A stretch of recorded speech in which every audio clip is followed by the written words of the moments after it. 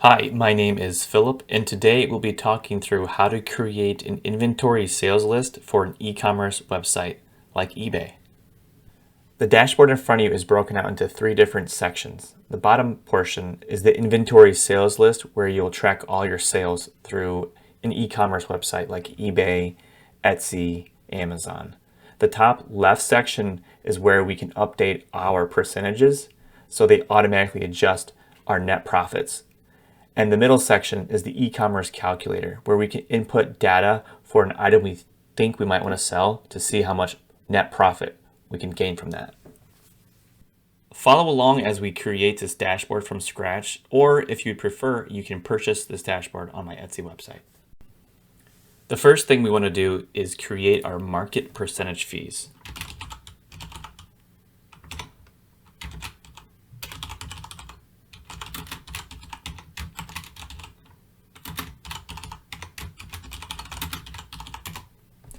We'll highlight these and then expand them. So we will create an eBay fee, TCG player,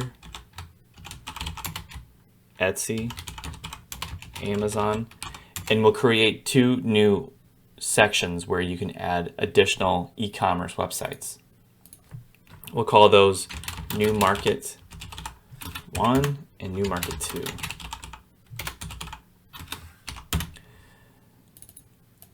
eBay fees are currently at 13.25% on most items. There are exceptions, like automobiles are a different charge rate, but most items are charged at 13.25%.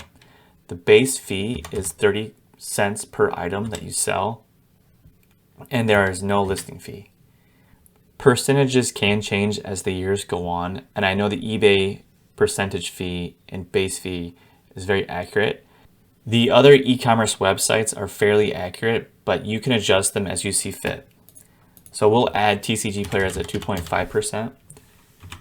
Etsy, I believe, is 9.5%, and Amazon, I'm a bit foggy on, but I think it's around 15%. Base fees, 30 cents, 25 cents, 0. Listing fees for TCG player is 0. Etsy is 20, and Amazon, I believe, is 0. We'll format these as currency, and then we will create a few borders.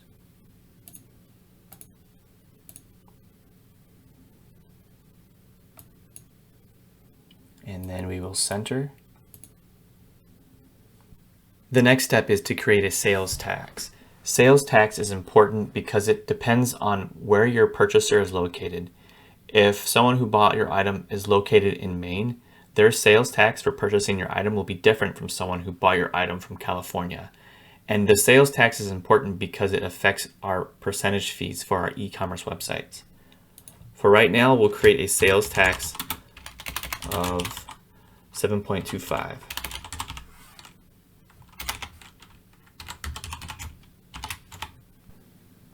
Next, we'll create our lower portion, which is the inventory sales list for our items.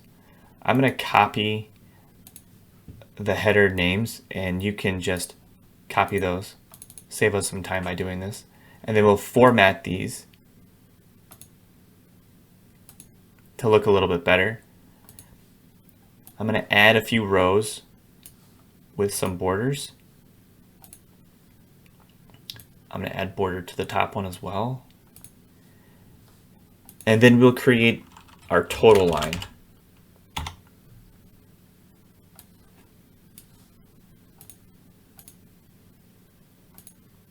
Increase the font size a bit.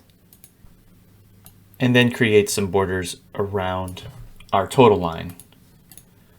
We will encapsulate it with thicker border. And we also want to create some borders around our sales tax. Do all borders and then thick border outline. Now let's enter an item. Let's say we sold a video game.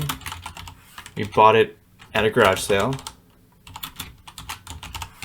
Bought it on the 1st of January. We will skip a few of these columns because we'll come back and create some functions later on. So we'll skip where we sold it. We sold it on the 31st. Bought it for, let's say, $10. Sold it for $19.99.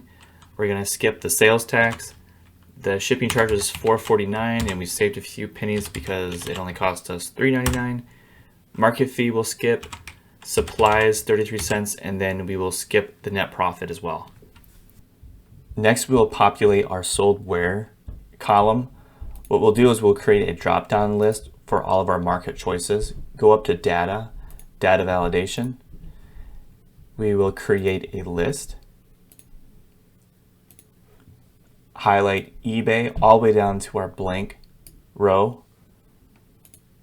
Hit OK. Now when we drop this down, we can select any market that we've entered above. And we highlighted the blank row, so if we don't want to enter a market, we can select that as well. One thing we have to correct, this is 9.5% and this is 15%. Now let's create this sales tax column. Hit equals. What we'll do is we'll sum how much we sold our item for and add that to how much we charged for shipping. And then close our parenthesis. We'll multiply it times our sales tax. Change this to a currency, and then you'll see that if we sold an item for $19.99, the sales tax on that item at a 7.25% is $1.77. And the trick is when you sell something on an e-commerce website, they also include the shipping charge. So that's why we had to create the sum to add the sold for amount and the shipping charge amount. So now when you change this, say to 8.25, the sales tax will change.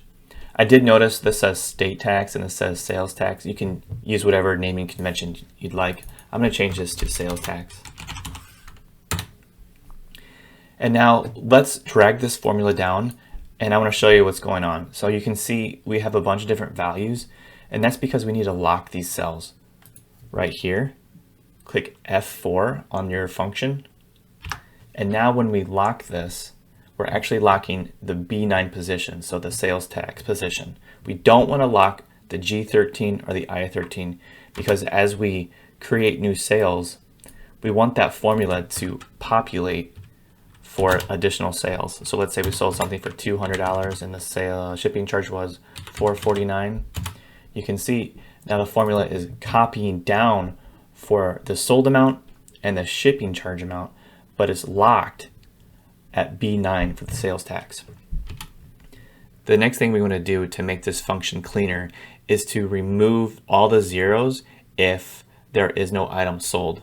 You can see on this row, no items have been entered, but I want to keep this function here so when an item is eventually entered and sold, say for $300, I want this to populate. But if there's nothing in this column yet, I don't want to see the zeros.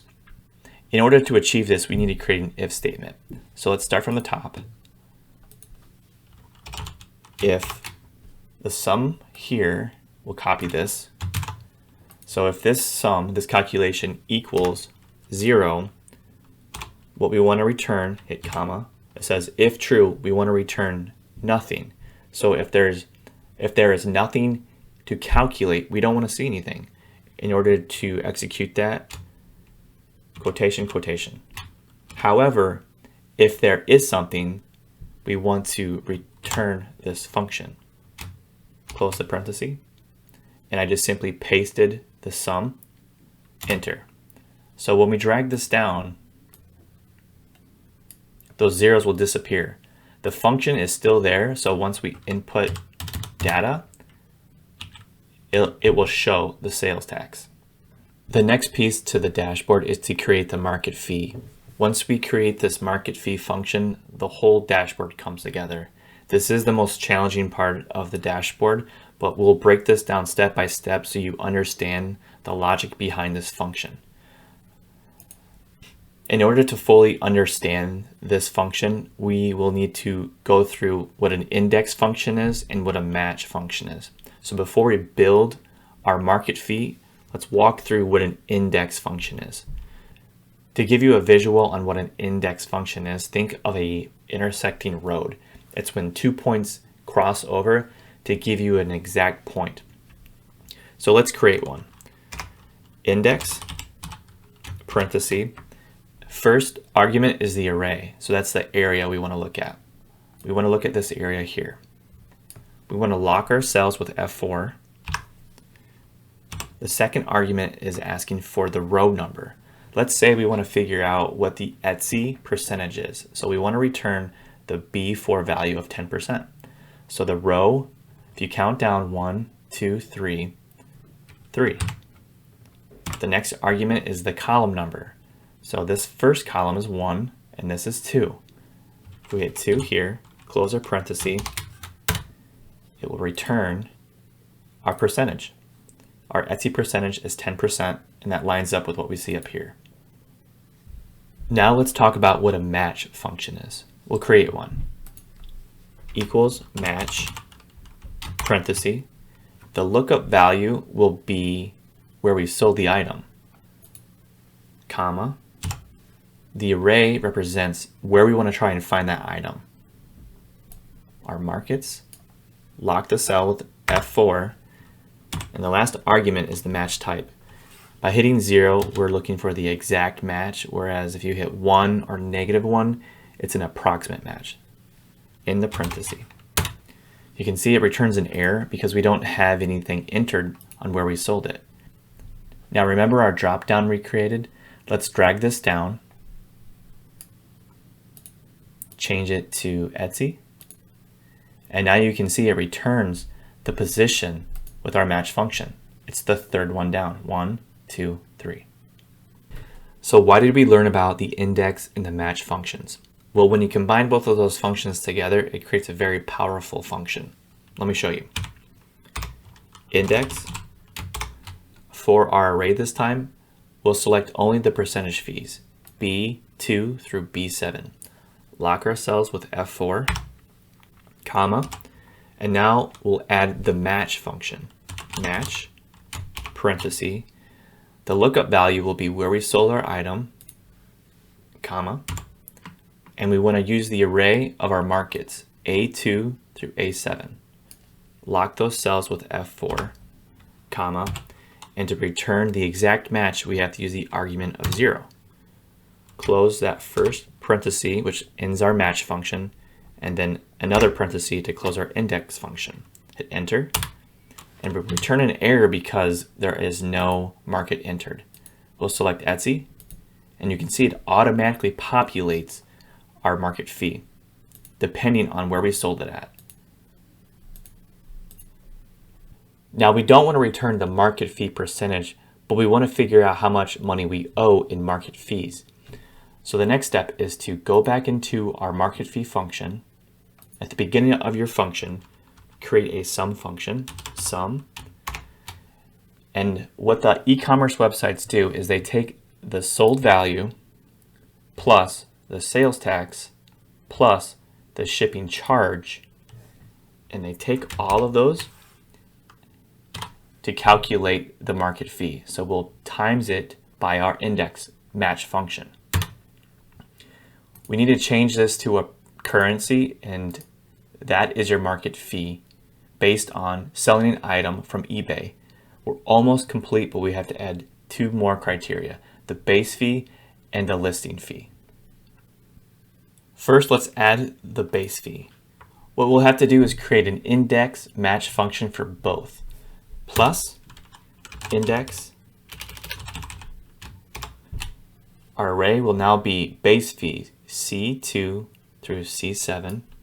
Lock our cell. Our row will be a match. Lookup value eBay or sold where, which will be the market. A2 through A7, lock the cell. Exact match was 0. Close the match function. Close the index function. Enter. So now you can see the base fee has actually been included with our percentage calculation as well. Now let's add the listing fee. Plus index. The array will now be D2 through D7, lock our cells, comma. The row will be a match, parenthesis. look up eBay or where we sold it, comma. The array again will be A2 through A7, lock our cells, exact match, so the argument will show 0, close our match, close our index, enter. There are no listing fees, so it's $3.81. Let's say we change this, so eBay adds a listing fee. We change this to 50 cents. You can see our market fee went up 50 cents. Now let's copy our function all the way to the bottom. When we do that, you can see errors are being pulled. In order to remove these errors, what we'll have to do is create a new function, and we want to do that as our very first function. If error, parenthesis, and we want to encapsulate our whole function. So go to the end of the function, comma. If there's an error, report nothing. In order to do that, we have to use our quotations, quotation, quotation, and then close our if error function with a parenthesis, enter. Now when we drag this down, if errors are pulled, nothing will populate. However, once we started to enter information, our market fees will populate. Now let's calculate our net profit. Let's create a sum function. We want to include how much we sold our item for plus how much we charged for shipping. We want to minus the item cost, the shipping cost, market fee, and supply cost. Our net profit is $6.35 after all of our fees have been calculated against how much we sold our item for. Now let's drag this function to the bottom, and you'll see we're pulling another error. In order to remove that error, go back to our first function, if error, parenthesis, go to the end of the function. We want to return nothing. Quotation, quotation, parenthesis, to close the if error function. Drag this function back down, and your errors are gone. Again, once we calculate something, our numbers will populate correctly. Let's clean up our dashboard before we add our last piece, which is the market calculator. We'll widen column A, and then highlight column B through M, right-click, column width, and we'll widen this to 14.14, and then increase our column width for our comments. Let's create our sum totals at the bottom here. We can do that by adding a sum function equals sum, parenthesis, highlighting the area, enter. A quicker way we could do this, we could highlight all the cells we want to create a sum function, hit Alt and the equal sign, enter, and it'll automatically sum our columns. Let's do some formatting, highlight column F through M, and we'll change this to currency, and then center. We'll also want to center our dates. We'll go up to our percentage fee, we'll bring out 2 decimal places, and then center our sales tax. Now let's create our market calculator. I'm going to paste some values. You can copy these down. And what we'll want to do at this point is mimic what we have down here, but bring it up. So let's start by copying our drop-down list. So we'll just copy, paste, and now our drop-down list is up here. Bought for, we'll just enter the same amounts, $10. Sold for would be $19.99. Shipping charge $4.49, shipping cost $3.99, and supplies is 33 cents. Now with the sales tax, what we'll do is we'll copy the function and bring it up to our G8 location. However, when you copy a function, if you were just to copy the cell like this and then paste it, what happens is all of the locked cells will remain intact, but all the other ones that are not locked will move based on where you pasted the function. So what we'll do is actually go into the function bar, copy it from here, Control C, enter, and then paste up here. Now let's double click on our sales tax and move the sold for up to sold for. within our market calculator, and the same thing for ship charge, and you'll have two boxes to move for each. Hit enter, and our sales tax still matches the sales tax, but now it's referencing the market calculator above. Next, let's copy our market fee. Control C, enter. Control V, enter. Double click on market fee, and we'll have 3 sold wares to move up to our market.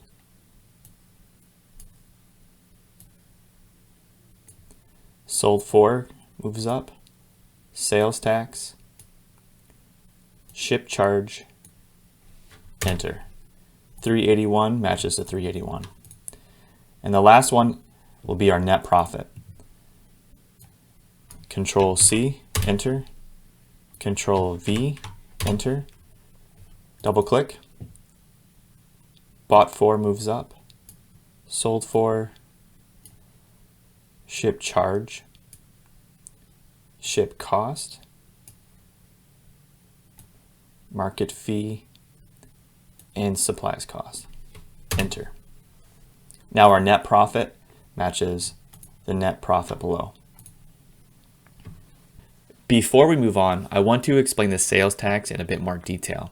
When a customer purchases your item from any e-commerce website, you won't know which state they're from until after they purchase the item. So what I do is I create my sales tax to be relatively high, which is why we set the sales tax on this dashboard at 8.25%. That way I'm not disappointed when my net profits are actually lower than expected, but rather they're usually higher than expected because the sales tax is usually lower based on their state. Now, once the sale has been complete, you can go into that completed listing and see how much the customer actually paid in sales tax. So what I'll do at that point is I'll come into my inventory list, manually enter the sales tax they paid, which will give me an accurate representation of the net profit. Next, let's create our pie chart, which is a breakdown of all of our costs compared to our net profit. Let's highlight bought for, shipping cost, supplies cost, market fee, and then our net profit.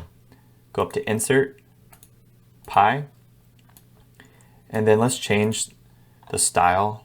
Let's choose this style here. I'm going to move the legend to the left, and then we can shrink this down a bit to fit in our space. Next, what I want to do is remove our data labels. I don't want to see them. If you wanted to change the color of your slice, you can do that as well. I'm going to change my net profit to green. So if I double click on the net profit slice, go up to fill, colors, green. Now let's create a dynamic chart title. We'll move our pie chart over and then create a function with an open quotation and then type break down from $, in the quotation, the and symbol, and then we'll create a sum function to include sold for and then the shipping charge. Now when we change our sold for, this will also change. So what we want to do is tie our chart title to this function. So click on your chart title, go up to the function bar, hit equals, and then select this function. So if we change this, our chart title will also change. Let's hide this function. We'll color the text white, and then we'll move our pie chart back over, and the function will still work. Let's do a bit more formatting. We will highlight our values here, right click, format cells, border.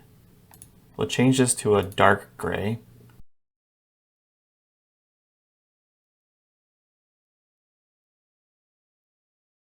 I will create these borders thicker, so we'll go up here.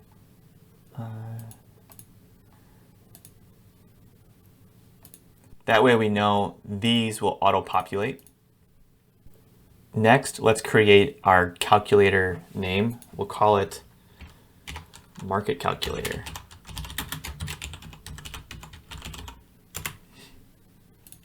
And what we want to do is we want to center this across. We don't want to do merge and center because that can cause issues later on if you were to insert cells or columns or rows. Sometimes that can mess up your merge cell. So what we'll do is we'll right click on this.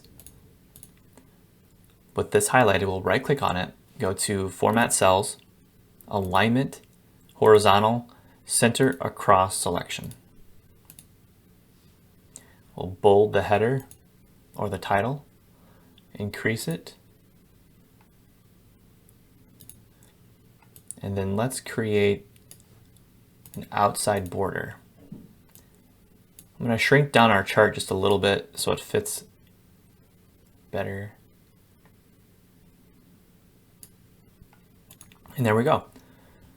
Let's remove our grid lines. So View, Grid Lines.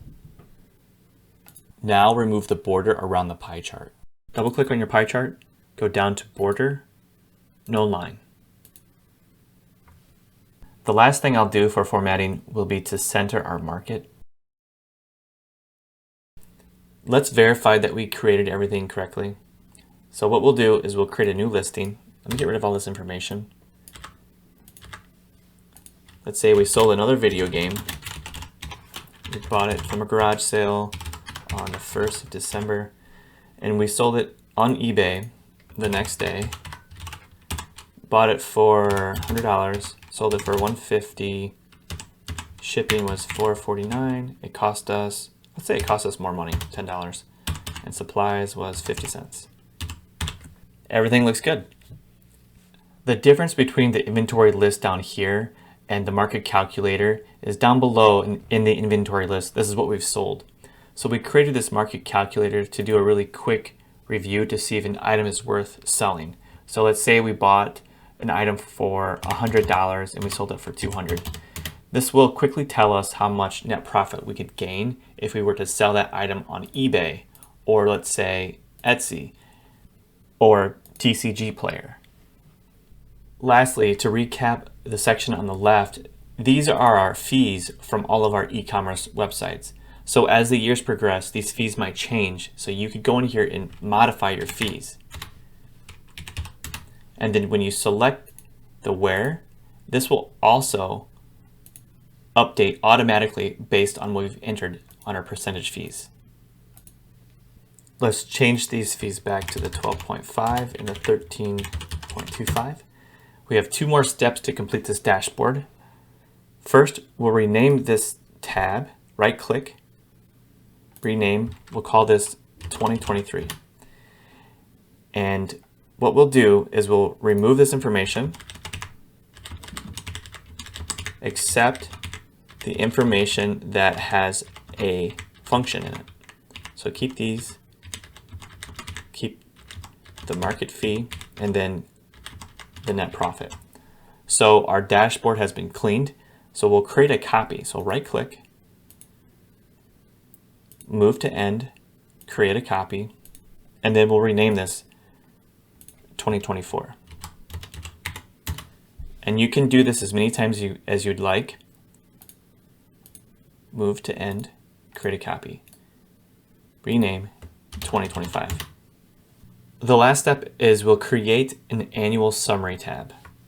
Add a new tab with the plus sign. We'll rename this summary and we'll move it, click and hold, to the front. Our header, we'll call that annual summary. Let's create some headers. We'll say year. We'll say 2023, 2024, 2025. And then I'm going to go to one of our tabs, copy from bought from all the way to net profit, Control C. And then I'm going to paste, Control V. Expand those. And then what we'll do is we'll copy this, right click, and we want to copy just the formatting. And now what we'll do is we'll create reference formulas. So equals, go to our 2023 tab, go down to our totals, hit enter. And then if we drag this across, it'll correspond to our totals on the 2023 tab. Let's do the same thing for 2024.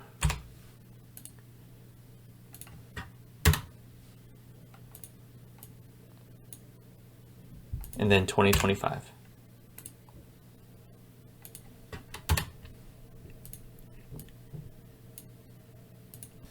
Now what we'll do is we'll highlight B6 through I6, Alt equals, and now we created some functions for each of these columns. We'll add total. We'll highlight these headers, right click, copy, right click. We only want to paste the formats.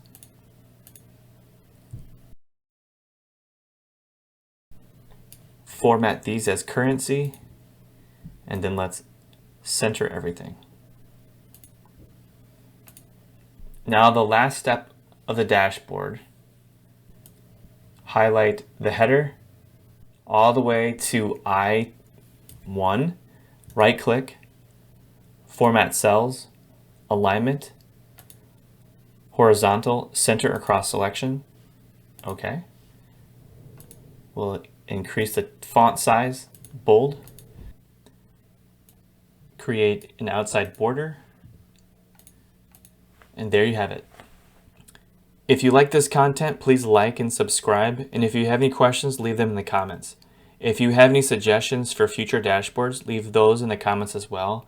And if you didn't want to create this dashboard, you could purchase it on my Etsy website. Thanks.